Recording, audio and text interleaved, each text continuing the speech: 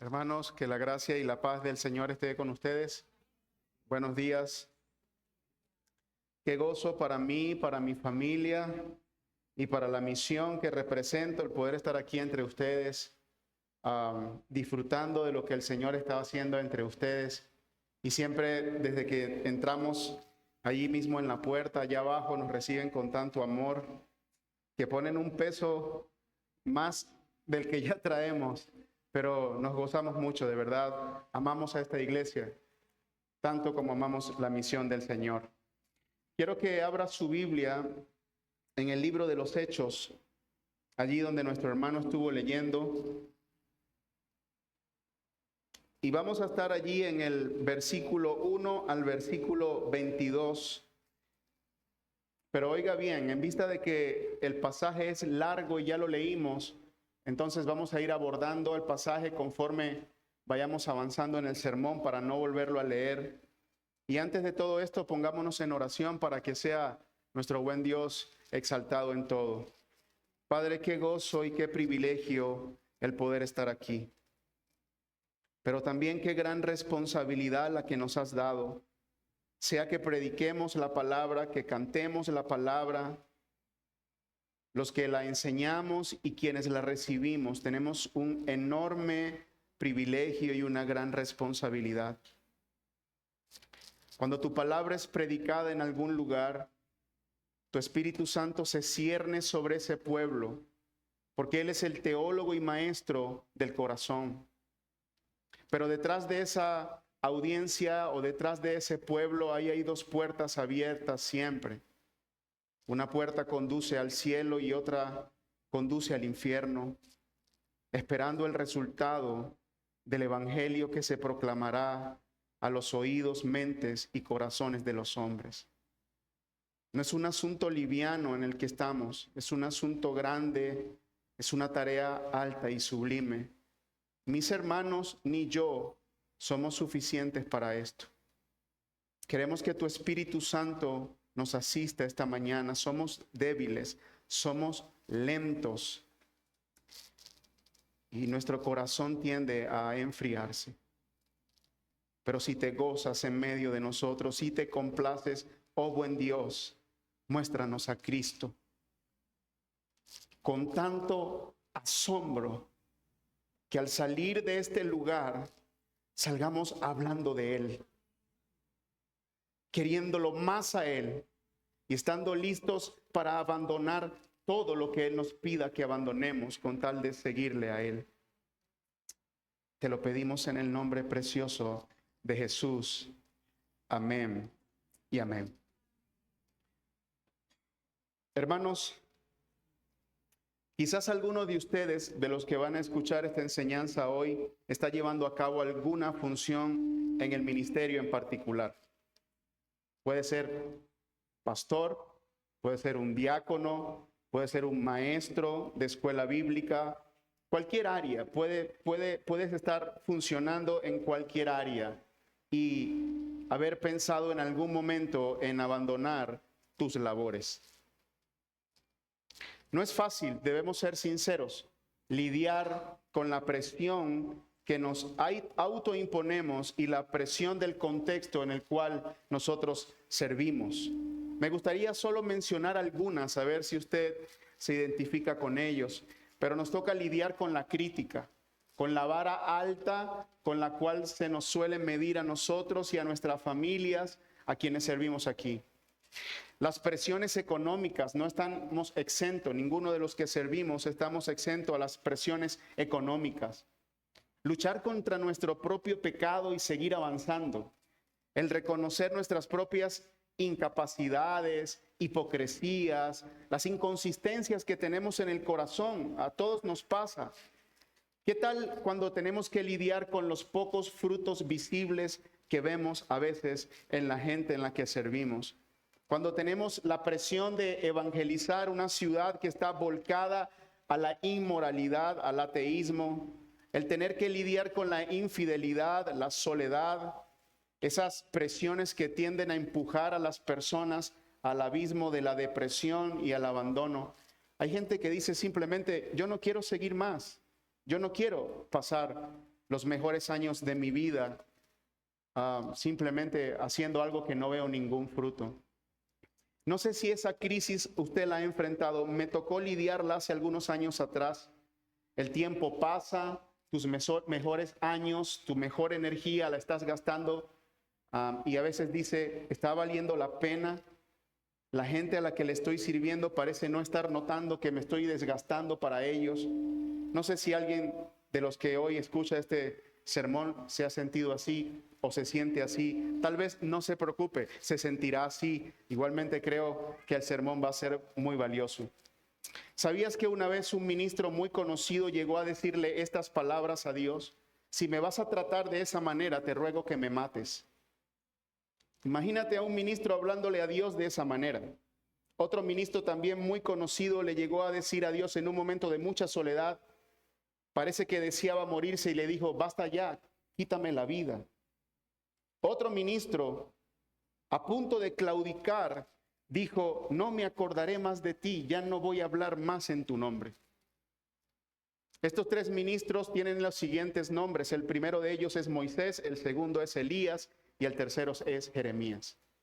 Hombres en la Escritura, con un ministerio prominente, usados por Dios como quizás ningún otro en su generación, pensaron algún día en claudicar.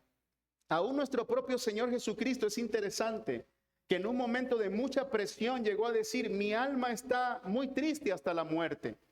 Lidió con el sufrimiento, porque el ministerio tiene una carga pesada, donde aún los hombres más usados por Dios han querido renunciar en algún momento. Pero ¿sabe algo? Esto no es una charla para pastores, esto no es una conferencia para ministros. Yo pienso que no se necesita ser un pastor, un plantador o un diácono para lidiar con presiones, sufrimientos y desánimos de ese tipo. Joven que estás aquí, te pregunto, ¿no tengo razón acaso de sostener una lucha pesada quizás en la comunidad universitaria donde tú te mueves? Sostener el estandarte del evangelio ante el ateísmo de tu universidad no ejerce una presión poderosa y a veces tiendes a soltar eso o querer soltar eso. Yo pienso que sí, al final nuestros jóvenes son misioneros en sus universidades. ¿Y qué tal la esposa? La esposa que está aquí, que ama el evangelio y que tiene que enfrentar la incredulidad en su hogar. ¿Acaso al igual que Jeremías no puede llegar un momento a decir, ¿sabes qué? No hablaré más en su nombre, no me acordaré más de él? Y nuestros padres, los padres que están diciéndoles sí a educar a sus hijos, a tomar las riendas del discipulado de sus hijos, ¿no enfrentan presiones allá afuera? ¿No es un ministerio glorioso el que Dios les ha dado? Claro que sí. Esta palabra es para todos nosotros que alguna vez hemos experimentado el cansancio. Pero la pregunta es, ¿existe alguna manera? ¿Dios puede obrar de alguna manera para sacarnos de ese abismo? La respuesta es sí. Hoy vengo a mostrarte cómo Dios ayudó a un misionero cansado, a un misionero que se le pasó por la mente en algún momento claudicar. Y no claudicar de su llamado, no, ni mucho menos claudicar la misión. Simplemente pensó, el viaje se ha acabado, quizás sea buen momento de volver. Y me refiero sí al superapóstol Pablo. Pablo estaba agotado y lo vamos a ver aquí, porque el contexto nos ayuda a enriquecer lo que Dios hace de manera maravillosa. Entonces, vamos a ver el pasaje en dos partes. Vamos a ver la primera parte, cómo Dios ayuda a sus obreros, en este caso a Pablo, pero en todos los que estamos sirviéndole al Señor. Cómo Dios los ayuda. Y la segunda parte es, vamos a ver qué efecto produce la ayuda de Dios en este hombre. Porque el sufrimiento no es para derrotarnos, ya lo vamos a ver. El sufrimiento es para conformarnos a la imagen de Cristo. Y mi gran deseo, hermanos, es que conforme vayamos exponiendo y desplegando el consejo de Dios, el Espíritu de Dios nos aliente y nos anime, ¿sí? Dicho eso, vamos a nuestro primer punto. Cómo Dios ayuda a sus obreros. Vamos a entrar en contexto. Primero, creo que el contexto es importante antes de darte el primer punto. ¿Qué está pasando en la vida de Pablo? Lucas comienza este relato diciéndonos que Pablo, después de estas cosas que sucedieron en Atenas, él salió a una ciudad importante Hizo un viaje de 50 kilómetros y llegó a la importante Corinto, la capital de la provincia de Acaya en ese tiempo. Corinto es interesante, porque si usted ha vivido alguna vez en una zona portuaria, usted se dará cuenta que donde hay un puerto tienden a haber muchos vicios. Tienden a haber una clase de ambiente particular, de inmoralidad. Bueno, Corinto tenía dos puertos. Así que puede imaginarse, uno daba hacia el mar Egeo y otro daba hacia el mar Adriático. En el medio de esos mares estaba un pequeño istmo que se llamaba Corinto. Era interesante porque para tú atravesar de un puerto a otro tenías que pasar por Corinto. De hecho, ellos crearon una ruta moderna para su entonces, que era como una especie de traslado. Si tú querías trasladar la mercancía de un lugar a otro, tenías que pasar por allí. Si tú no querías entrar por Corinto, bueno, tú tenías que hacer un viaje bastante peligroso por el sur de Grecia. Los navegantes más experimentados decían, si vas a tomar la ruta de Grecia, prepara tu testamento. Así que a la gente le gustaba pasar por Corinto. Además, Corinto era famoso por unos juegos, los Juegos del Istmo. Tan importante eran estos juegos que casi competían con los Juegos Olímpicos. Pero el problema con Corinto no era su ubicación, aunque era excelente, ni su diversión, porque los juegos eran buenos. Es que ellos eran bastante inmorales. De hecho, los griegos patentizaron una expresión para hablar de la inmoralidad de su época, corinticiarse o corintizarse, para explicar lo que le sucede a un hombre que se quiere entregar a sus vicios inmorales. Usan esta palabra, corintizarse. Vamos a corintear. Eso significa vamos a entregarnos a toda clase de locuras. Pero si había algo que destacaba a esta Corinto, era la altura de una acrópolis. En ese acrópolis había un templo, eso era como una pequeña loma. En esa loma había un templo que era el templo de Afrodita. En los mejores días del templo de Afrodita habían 1000 sacerdotisas que, en otras palabras, eran prostitutas religiosas. Cuando caía la tarde en Corintos, ellas bajaban a ofrecer sus servicios religiosos. Quiero que te tomes el momento de pensar cómo pudo haber afectado una ciudad como esta a un hombre como Pablo. Un hombre que amaba la piedad y la santidad llega solo a esta ciudad, llena de todo lo que ya hemos hablado, prostitución y toda clase de vicios. Pero no solamente Pablo está abrumado seguramente por la condición de Corinto. Estamos seguros de que Pablo está física, mental y emocionalmente cansado. Mira que ya la misión lleva más de un año. Este hombre ya está más de un año fuera de casa. Y si leemos los capítulos anteriores, vamos a ver que los viajes han estado envueltos en toda clase de persecuciones, expulsiones, prisiones, azotes, hambre, frío, soledad, y pare usted de contar lo que él vivió. En 1 Corintios capítulo 2, este apóstol llegó a decir las condiciones en las que llegó a ellos. 1 Corintios 2:3 dijo, y estuve entre vosotros con debilidad y mucho temor y temblor. La Nueva Traducción Viviente dice, me presenté ante ustedes con tanta debilidad que temblaba de miedo. Aquí tenemos a un apóstol, al hombre más usado en su tiempo. Lo veo cansado. Y me pregunto si no es natural esperar que un hombre esté agotado por el desgaste que implica estos viajes. Oye, pero no solamente era la presión social, cultural, la soledad y todos los azotes que ha recibido. La forma en la que este hombre llevaba el ministerio lo tenía bien gastado. Pablo no era alguien que se conformaba solo con entregar el evangelio. Él entregaba su vida. Lo que vemos en las cartas es un hombre que deja un trozo de su vida en cada iglesia que planta. De hecho, Primera de Tesalonicenses, que por cierto escribió en Corinto, dice, no nos hemos complacido en impartiros no solo el evangelio de Dios, sino también nuestras propias vidas, pues nos llegaste a ser muy amados. Entonces aquí tenemos el ministerio de un hombre, ¿verdad? Que está consumido por la obra de Cristo, él está gastado y toda la presión que ya hemos hablado. En resumen, Pablo lo resume muy bien. Segunda de Corintios, atribulado por todos lados, por fuera conflictos, por dentro temores. Este es el hombre de nuestra historia. Ajá. ¿Y cómo Dios ayuda a este hombre? Porque lo que estamos viendo es cómo lo ayuda. Bueno, quizás usted se va a sorprender, pero es la sencillez de nuestro Dios lo que nos asombra. Aquí está. Lo primero que Dios hace por este hombre cansado es darle amigos. ¿No lo va a notar? Amigos. Bueno, no sé, esperábamos otra cosa realmente, ¿verdad? Algo más poderoso, no sé, no puedes derribar el Acrópolis, digo, no, le envió amigos. Mira cómo lo dice Lucas. Halló a un judío llamado Aquila, natural del Ponto, recién venido de Italia, con Priscila, su mujer. Aquí hay varios datos interesantes porque no es cualquier amigo el que Dios le ofrece a un obrero cansado. Óigalo bien. Tiene algunas características particulares. Primero, era judío igual que él. Era un hombre temeroso de Dios igual que él. Pero hay un dato interesante que nos da Lucas.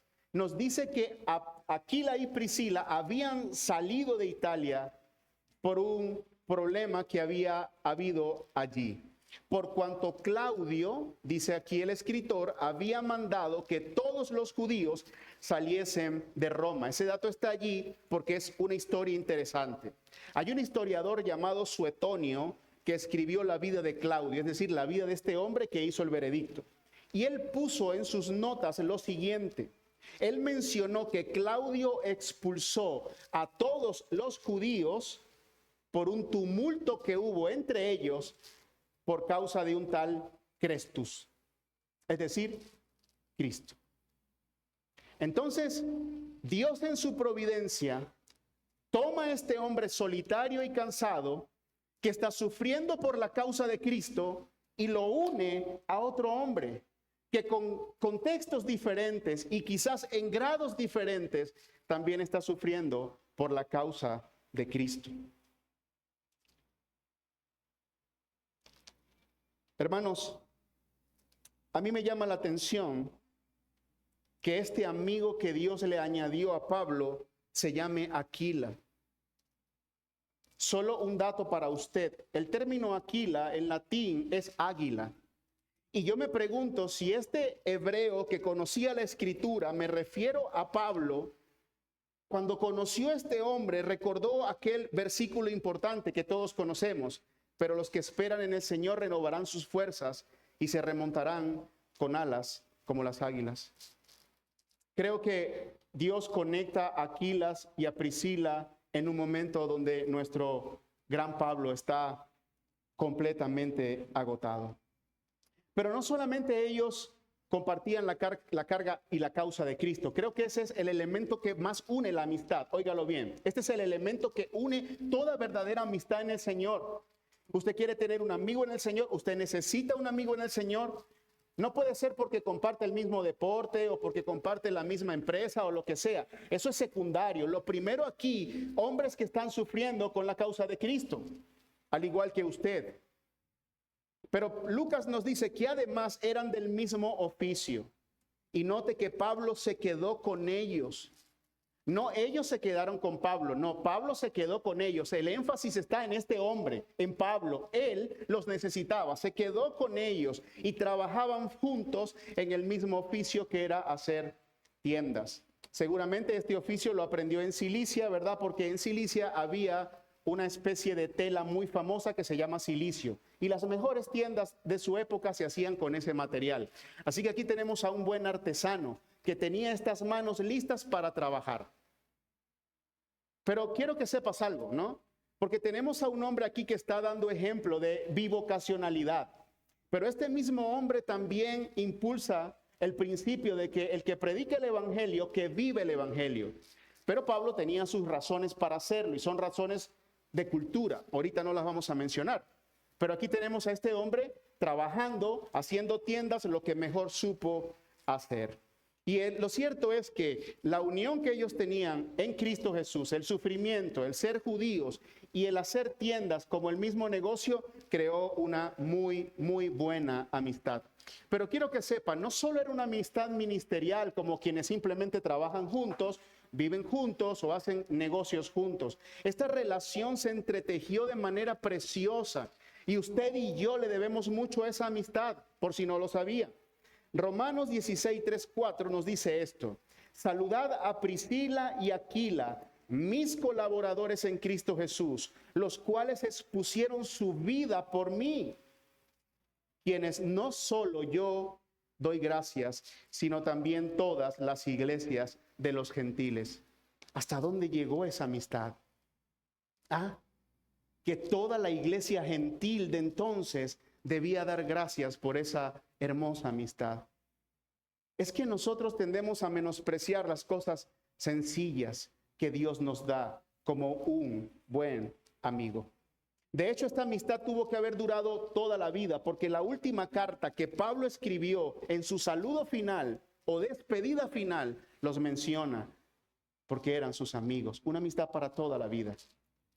¿Tiene alguno de ustedes tiene amistades para toda la vida? ¿Tiene alguna amistad de toda la vida? ¿Alguno de ustedes ha pensado que la gracia de Dios puede obrar y sostenerte en este momento de fatiga a través de un buen amigo? Pero ¿qué vamos a esperar? ¿Que llegue el sufrimiento, el abatimiento y la derrota para mostrarnos amigos? Yo creo que debemos cultivar amistades en estos buenos tiempos para que cuando lleguen los difíciles tiempos, el corazón de estos amigos esté bien entrelazados. Pero oye, mira qué bueno es Dios. Dios no solo le añadió nuevos amigos, los unió a los viejos amigos. ¿Sabes quiénes aparecen en la escena según Lucas? Silas y Timoteo. Ellos vienen de Macedonia. Recuerda que Pablo llegó solo.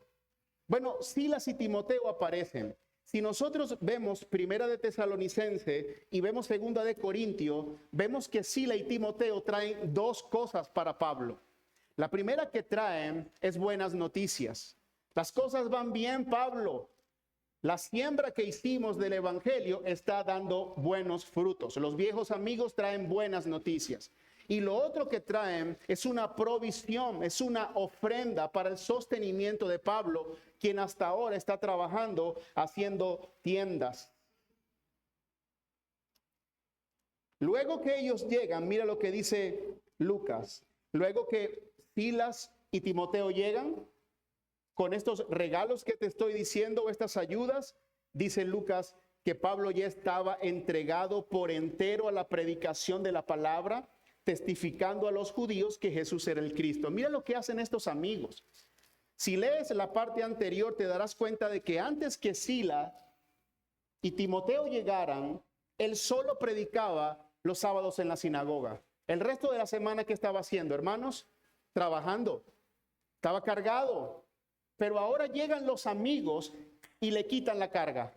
Encárgate de lo que verdaderamente importa. Haz el trabajo que tienes que hacer. Y ahora este hombre está dedicado a la obra. Hermanos, aquí vemos el corazón de la amistad.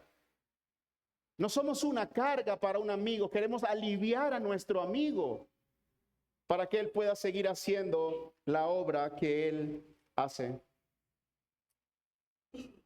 Luego Lucas nos dice que eso permitió que Pablo estuviera entregado por entero a la predicación, testificando a los judíos que Jesús era el Cristo. La reacción típica de los judíos aquí, ¿verdad? Blasfemando, yendo en contra de Pablo. Aquí lo que nos asombra no es la reacción de los judíos, créame, eso no es lo que asombra. Aquí lo que asombra es el amor de Pablo por el pueblo judío.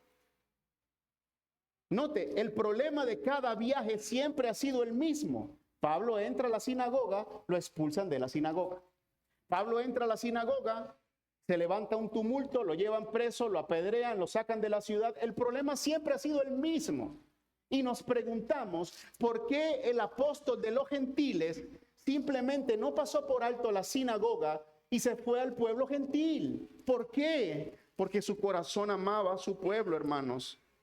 Aquí tenemos a un buen amigo, a un hombre que ama con complacencia a sus amigos, pero que también tiene un amor cívico por su gente. Y eso me recuerda las palabras de Thomas Watson. Todo creyente tiene dos amores en su corazón.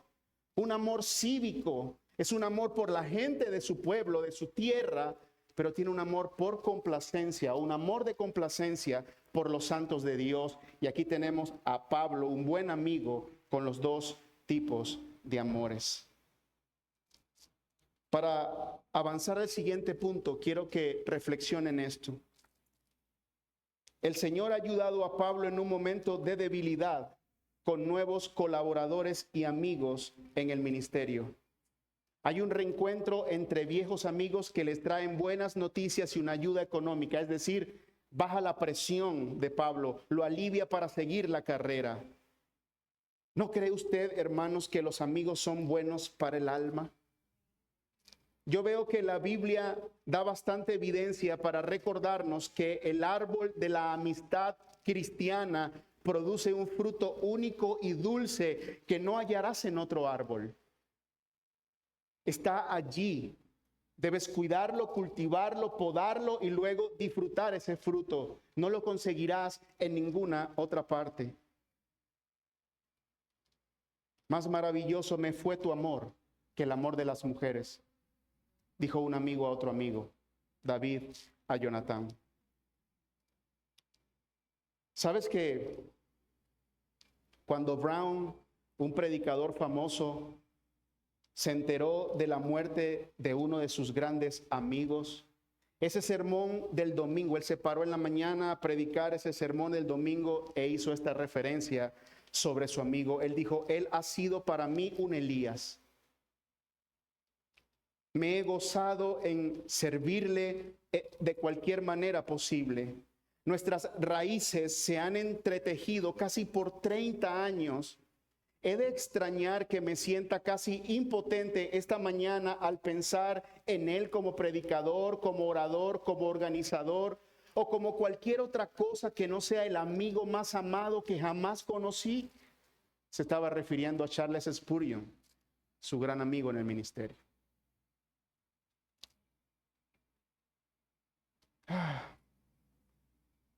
A veces estamos tan consumidos en las cosas, en las tareas, en las obligaciones, que nos olvidamos que el Señor nos ha sembrado en un lugar y que ahí podemos tener buenos amigos. Vaya a la última carta de Romanos y vea la cantidad de amigos que tenía Pablo. Familias enteras eran amigos. Leía recientemente que se estima que Pablo tenía más de 100 colaboradores en su ministerio. Algunos dicen que hasta 300 colaboradores en su ministerio. El apóstol que sacudió el mundo en un momento de debilidad, Dios lo asiste con amigos. Lo segundo, hermanos, ¿de qué otra manera el Señor asiste a su obrero cansado? Bendiciones espirituales, hermanos. Mira lo que dice Lucas. Saliendo de allí, se fue a la casa de uno llamado Justo, temeroso de Dios, la cual estaba junto a la sinagoga. Se fue, pero no se fue tan lejos, ¿verdad? Se fue al ladito, al ladito. Me voy, como cual profeta, ¿no? Y la sangre sea sobre vuestra cabeza y me limpio el polvo, pero voy a estar en la puerta de al lado por si alguno quiere escuchar el evangelio. Bueno, lo cierto es que llega allí, está allí junto a la sinagoga y mira lo que pasa.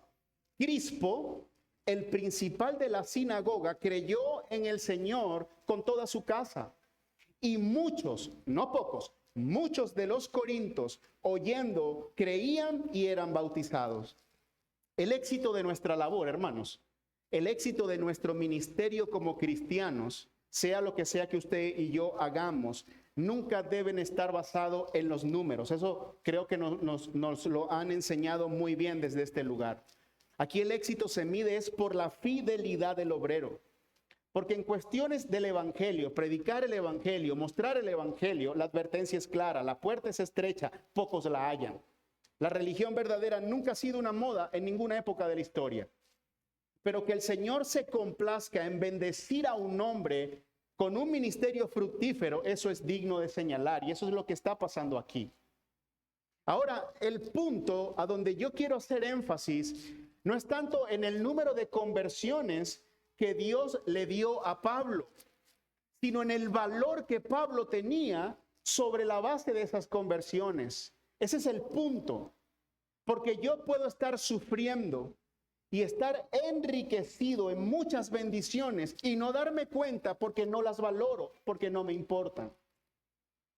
¿De qué me sirve? Pongamos un ejemplo. Llega este hombre, ¿no? Y dice, ¿de qué me sirve que la mitad de la ciudad esté creyendo en Cristo si no tengo dónde dormir, si no tengo ropa, si no tengo zapatos, si estoy pasando un montón de penurias, etcétera, etcétera? Pero si ese hombre valora más las bendiciones espirituales, definitivamente él va a ser atraído por la ola de la bendición espiritual. Y eso es lo que le pasa a Pablo. Yo estoy convencido que Pablo recibió aliento porque para Pablo las conversiones era un aspecto importante en su ministerio. Cristo y la gloria de Cristo era la corona de Pablo, pero las perlas incrustadas en esa corona eran las almas que habían creído por su ministerio. Estos creyentes eran importantes para Pablo. Por ejemplo, a los de Filipo los llamó gozo y corona mía. A los de Tesalónica los llamó corona de gloria. A los de Corinto los llamó el sello de mi apostolado en el Señor.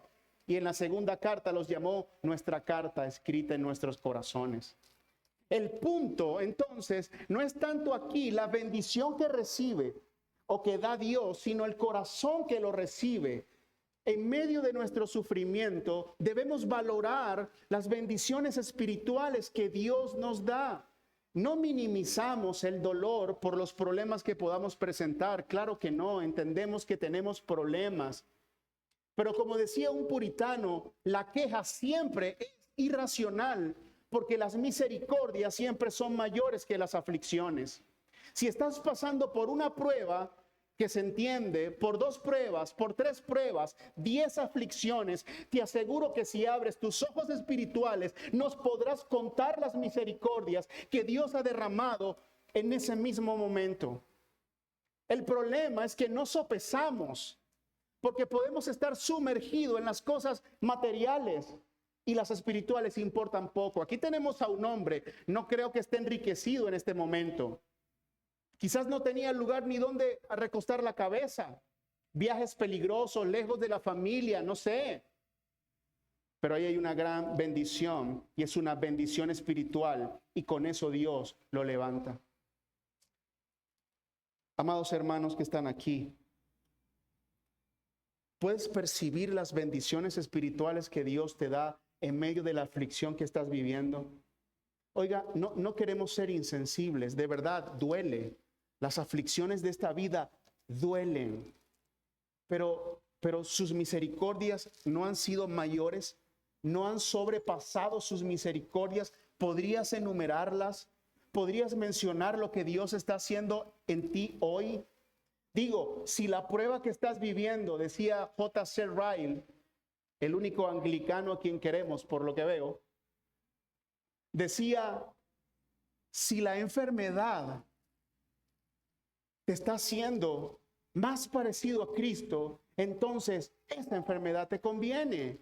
Porque al final la aflicción y la prueba es una bendición disfrazada allí.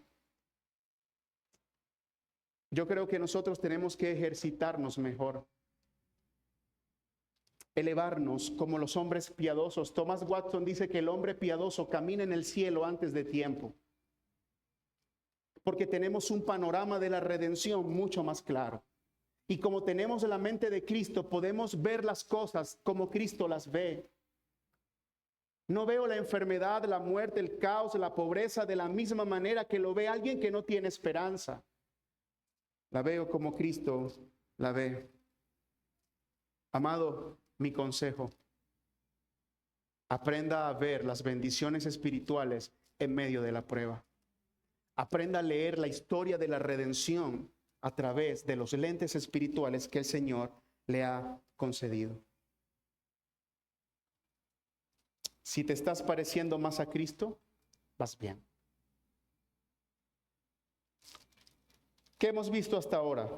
¿Cómo Dios ayuda a su obrero? Número 1, con amigos, colaboradores para el ministerio. Estos amigos tienen cualidades parecidas, ¿verdad? Sufren por la causa de Cristo. A veces las personas se nos acercan buscando nuestra amistad, pero no quieren llevar el mismo yugo que llevamos nosotros. Si tú quieres ser amigo de un hombre que se está gastando por la causa de Cristo, tienes que meterte en el mismo yugo. Para poder ser amigos, tenemos que llevar el mismo peso. Número 2, bendiciones espirituales. Número 3, con su presencia. Pero no quiero quedar en la superficie. Veo que la presencia de Dios se manifiesta en la vida de este hombre de 2 maneras. Número 1, a través de una promesa. Número 2, a través de la providencia. En la promesa le promete cuidado. En la providencia le cumple la promesa. Vamos a verlo, ¿le parece? Vayamos al texto. Pablo tiene ahora una visión. ¿Sabes? Pablo ha tenido varias visiones en el libro de Hechos. Todas han sido en un momento importante de su vida y esta no es la diferencia. Tiene una visión y yo quiero que usted escuche lo que el Señor le dijo en esa visión. ¿Qué le dice? No temas. ¿Por qué? ¿Porque era un hombre valiente? ¿Por qué? Tenía temor. Es normal, es su nombre. No temas, sino habla y no calles. ¿Por qué? ¿Será que Pablo pensó, ya mi tiempo en Corinto pasó? No voy a seguir hablando más aquí, voy a retornar a Antioquía. Acuérdate que el viaje está terminando. Personalmente pienso que el Señor lo está guiando y nos está mostrando lo que hay en el corazón de este hombre. Este hombre tiene temor, es normal. Y tiene deseo de abandonar, de callar, de volver, de replantearse, no lo sé, pero aquí tenemos a un hombre que está agotado y el Señor viene y se le aparece. Ahora, mira lo que le dice el Señor. No temas, sino habla y no calles. No temas.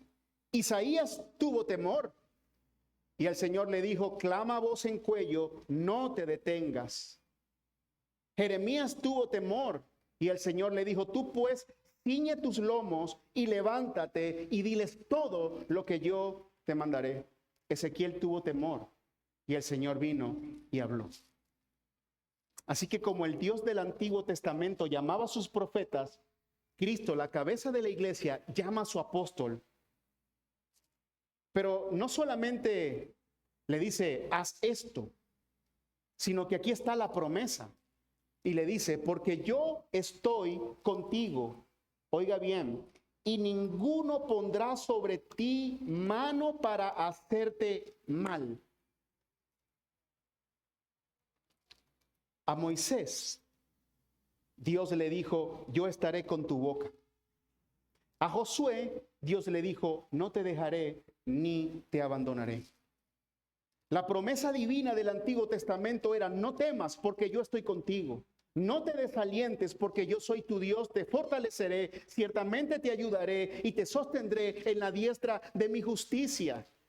El Señor Jesús está hablando con un judío conocedor de la palabra, le está aplicando la palabra al corazón, cada promesa. Es como si Pablo recordara, mira atrás, mira a mis siervos, a quien abandoné, a quien dejé en sus propias fuerzas. Recuerda mi promesa, no temas, no temas. No hay mayor consuelo para un alma que está sufriendo que en la presencia, en la intimidad con Dios, en la cámara secreta con Dios, el Espíritu en su gracia le aplica una promesa en el corazón. Y se la vuelve una convicción porque es un sello del Espíritu en ese corazón. Eso es lo que estamos viendo aquí. Es una intimidad del Señor especial con su siervo, porque yo estoy contigo. Ya, no hace falta otra garantía. Si el Espíritu de Dios aplicara estas palabras hoy a cada uno de nosotros, se iría todo lazo, todo temor a los hombres. No temas porque yo estoy contigo. Ya, se caerían las cadenas, se caerían los temores, se borrarían muchos planes extraños que estamos haciendo por miedo y tantas cosas. cobraríamos una fuerza inquebrantable, avanzaríamos porque Él ha prometido estar con nosotros. Bueno, y usted recuerda, por cierto, la gran comisión y la promesa suscrita allí, porque yo estaré con vosotros todos los días hasta el fin. Aquí está Él, en Pablo, pero también en nosotros. No piense usted que estamos aquí leyendo una historia para asombrarnos de lo que Dios hizo. Queremos asombrarnos y llenarnos de la esperanza que lo puede volver a hacer y lo va a volver a hacer. Oiga, Jesús le da las razones. Como un rey, le dice a Lucas, a Pablo, nada te sucederá porque yo tengo mucho pueblo en esta ciudad. ¿Qué cree usted que pudo haber causado esas palabras en Pablo? Algo asombroso, porque Lucas dijo que se detuvo allí 1 año y 6 meses.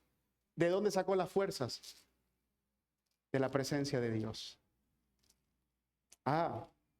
Esto es tremendo, ¿no? Esto fue un encuentro consolador, animador, tranquilizador. Esto fue un encuentro poderoso. Ahora dura 18 largos meses predicando el evangelio del Señor. Usted y yo lo que necesitamos es que el Espíritu Santo nos convenza de que nuestro Señor está con nosotros. Eso es lo que nosotros necesitamos para seguir avanzando. Pero como te dije, la presencia de Dios la debemos ver de 2 maneras. 1, por la promesa aplicada al corazón. Número 2, por el cumplimiento de la promesa. Hermano, anímese conmigo esta mañana y veamos este texto a través del ojo de la teología. Porque quiero que vea lo que Lucas nos está diciendo. Así se ven las cosas desde el cielo. Eso es lo que yo quiero que tú veas. Así ves o así se ve tu vida desde la historia y desde la perspectiva de Dios. Mira lo que sucede aquí. Vamos a ver ahora. Pero siendo Galión procónsul de Acaya, los judíos se levantaron de común acuerdo contra Pablo. Bueno, no es que no le iba a pasar nada. Espere, sigamos. Y le llevaron al tribunal. Los judíos hacen una denuncia malvada, ambigua, no se entiende la denuncia. Mire lo que ellos dicen. Este persuade a los hombres a honrar a Dios contra la ley. No hablan de ninguna ley, no dicen qué tipo de ley, obviamente, porque si dicen que es la ley judía, lo echan. Pero bueno, ellos hacen esto, ¿no? Añade esto, él persuade a estos hombres a honrar a Dios contra la ley. Galión escucha lo que está pasando, escucha la acusación, pero lo que los judíos no saben es que el corazón de Galión está en las manos de aquel que le prometió a Pablo, no temas, nada te sucederá porque yo estoy contigo. Y en cuanto Pablo comienza a hablar, esto es sorprendente, Pablo comienza a hablar, Galión lo interrumpe. Y le dice esto a los judíos. Si fuera algún agravio o algún crimen enorme, oh judíos, conforme a derecho, yo os toleraría. Pero si son cuestiones de palabras y de nombre y de vuestra ley, vedlo vosotros, porque yo no quiero ser juez de estas cosas. No, Dios no quiere que tú seas el juez de esas cosas. Pero está bien, Galión, tú no quieres. ¿Y sabes lo que hace? Los echa del tribunal. Pero lo que sucede es más impresionante aún. Creo que los judíos se enfadan porque no lograron su cometido. Hay algo en la voluntad de este procónsul que dijo, no me importa. Nosotros sabemos quién es, ¿verdad? El que tiene el corazón de los reyes en su mano. Entonces los griegos, que eran judíos griegos, se molestaron. ¿Y sabes lo que hicieron? Agarraron a Sóstenes. Él era el principal de la sinagoga. Ya no era Crispo, él era cristiano, este es otro. Lo agarran y lo golpean delante del tribunal. Es como si estuvieran diciendo, la golpiza que no le pudimos dar a Pablo, te la vamos a dar a ti. Y golpearon a Sóstenes. ¿Y tú sabes lo que hizo Galión? La Biblia de las Américas se lo traduce así: ante tal alboroto, a Galión no se le daba nada de ello, no le importaba. Y la promesa se cumple. Y una vez más vemos a nuestro poderoso Dios usando autoridades, reyes impíos, para llevar a cabo sus grandes propósitos. ¡Wow! ¡Qué tremendo!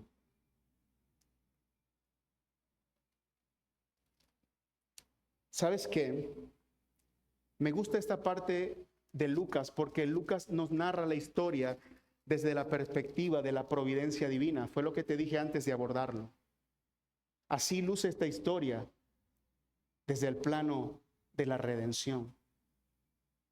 El procónsul dijo: no me interesa. Nosotros sabemos que es Dios detrás de eso, diciendo: no tocarás a mi siervo porque él hará la obra que yo le dije que hiciera.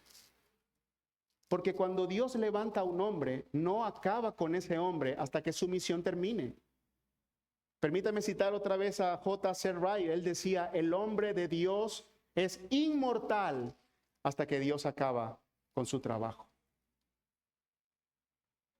¿Qué efecto produjo esto en la vida de Pablo? ¿Qué efecto produjo los amigos? ¿Qué efecto produjo la presencia de Dios? ¿Qué efecto produjo las bendiciones espirituales? 3. Produjo 3 efectos en la vida de Pablo. ¿Sabes cuál fue la primera? Obediencia. Yo pondría una cuarta, que es valentía, osadía. Pero yo me voy a encargar aquí de explicarte 3. Obediencia. Mira lo que dice Lucas: mas Pablo, habiéndose detenido aún muchos días allí. Oiga, Pablo ve atrás todo lo que ha sucedido. Recuerda la promesa del Señor sobre su vida y cómo lo libró usando el procónsul. ¿Y sabes qué dijo? Seguiré. Estaba cansado, hermano, se quería ir, no podía más, tenía, temores. Y ahora tenemos a un hombre que permaneció muchos días allí siendo fieles. Número 2, consagración. El efecto que produjo la obra de Pablo en la vida de este hombre fue una respuesta de mayor consagración. Léalo conmigo. Después se despidió de los hermanos y navegó a Siria, y con él Priscila y Aquila, habiéndose rapado la cabeza en Cencrea porque tenía hecho voto. En verdad es como alarmante leer esta parte y decir: ¿por qué Pablo hace un voto? Este hombre que está dado a ganar los cristianos, que sabe que ya la ley simplemente era una sombra y que la realidad ya llegó en Cristo, ¿por qué hace un voto? De verdad que han surgido varias hipótesis, pero ¿sabes qué? Yo creo que lo que importa aquí es el motivo por el cual él hizo el voto. Es decir, yo lo que quiero que veamos no es la razón teológica, sino el corazón de Pablo. ¿Qué había en el corazón de este hombre que llevó a considerar un voto como la mejor expresión de gratitud y agradecimiento? Esto es tremendo, porque el voto que él está haciendo es un voto de Nazareo. ¿Lo conoce? El voto de Nazareo está regulado en el capítulo 6 del libro de Números. Bueno, para hacer el cuento aquí corto, la ley exigía que no se rapara la cabeza, que se dejara crecer el cabello y que no bebiera vino. Lo interesante es que el cabello largo en el Antiguo Testamento siempre representa vida y fortaleza. Cuando el hombre se dejaba crecer el cabello, recordaba que la vida y las fuerzas de él provenían de Dios y estaban consagradas a Dios. Entonces el corazón de Pablo lo que lo está impulsando es agradecer a Dios y a reconocer, después de todo lo que te ha pasado, que las fuerzas y tu vida misma están escondidas en Dios. Y lo llevó a una mayor consagración. Vamos recapitulando. Pablo llegó a Corinto cansado, débil física, mental, emocionalmente. Llegó solo a una ciudad cargada de inmoralidad y toda clase de vicios que deprimen a cualquier hombre piadoso. No habían fuerzas humanas que lo ayudaran a culminar la misión. Sin embargo, Dios aparece como un ayudador para él, proveyéndole los 3 elementos que ya les dije. Y ahora termina la historia con un Pablo consagrado, reconociendo que sus fuerzas y su vida está en las manos del Señor. Yo sé que no le estoy diciendo nada nuevo. Yo lo sé. Pero yo sé que tu corazón lidia con esa verdad. Que en el momento de la prueba cuesta creerla.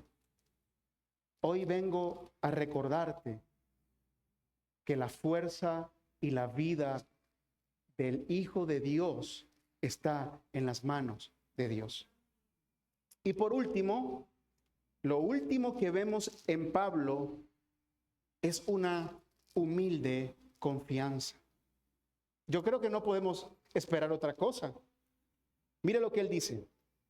Dice Lucas, llegó a Éfeso y los dejó allí, y entrando en la sinagoga, discutía con los judíos, los cuales le rogaban que se quedase con ellos por más tiempo.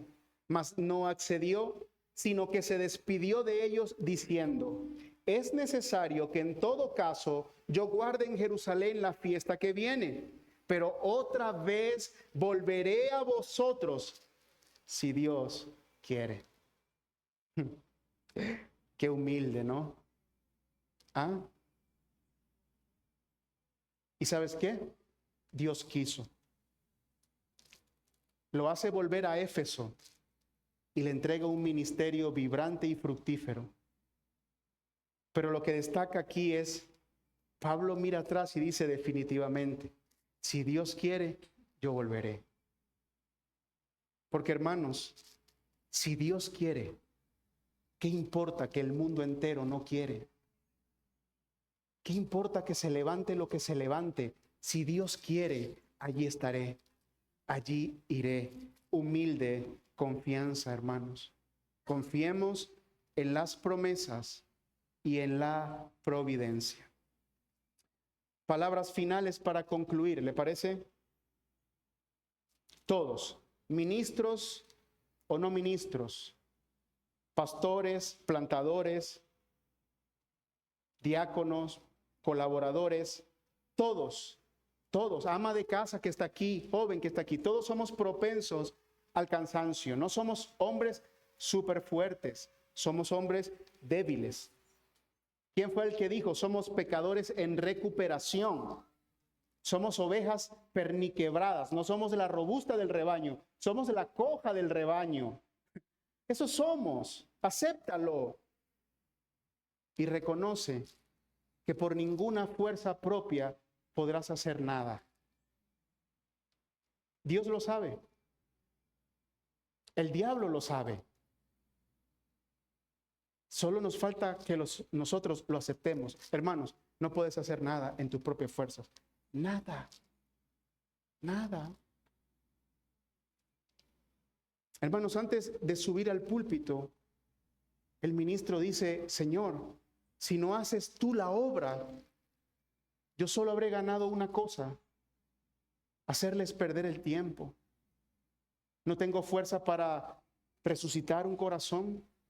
No tengo fuerza para cambiar una conciencia, para despertarla. No, es Él, hermanos. Reconozcamos hoy que Él es nuestra fuerza. Y que su brazo extendido tiene un dedo. No sé cuál es, pero tiene un dedo. Se llaman los amigos. Cultivemos buenos amigos en nuestro contexto de la iglesia local. Aprenda a ver las bendiciones espirituales que Dios le da, hermano. Aprenda a ver la vida a través de los lentes espirituales que Dios les ha dado. La queja, como lo dije en el sermón, es pecaminosa e irracional, porque las misericordias siempre han superado las aflicciones. Y por último, Dios bendice con su presencia. No hay sustituto. Amamos a los amigos, tienen su lugar. Gracias por las bendiciones. Pero si esos son como frescos arroyos, la presencia de Dios es la fuente que nutre los arroyos. La oración y la palabra de Dios son el aliento del cristiano. Quiero terminar con una nota de Thomas Watson. Es como una especie de consejo. Si quieres persistir en la piedad, aférrate a las fuerzas de Dios. A Dios se le llama la fuerza de Israel en 1 Samuel 15:29. Es en su fuerza que permanecemos de pie más que en las nuestras. El niño está más seguro en las manos de la nodriza. Lo que nos preserva no es que nosotros sostengamos a Dios, sino que Él nos sostiene a nosotros. Un pequeño bote atado firmemente a una roca está a salvo. Y así estamos nosotros a salvos cuando estamos atados a la roca de los siglos, nuestro Señor Jesucristo. Vamos a orar, ¿sí?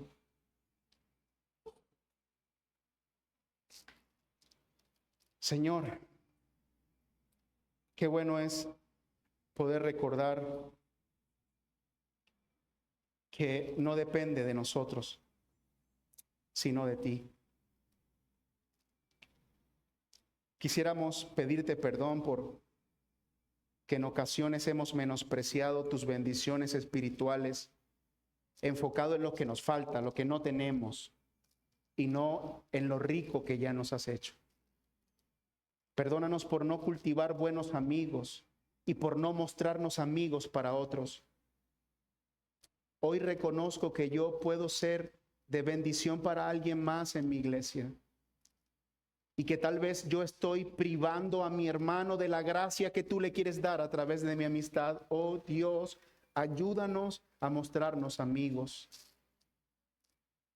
Ayuda a nuestros ministros que están cansados, a las amas de casa, a los jóvenes, a los padres que están cansados. Y que todo esto, Señor, redunde en nosotros a una mayor obediencia, a una humilde confianza y a una piedad mayor.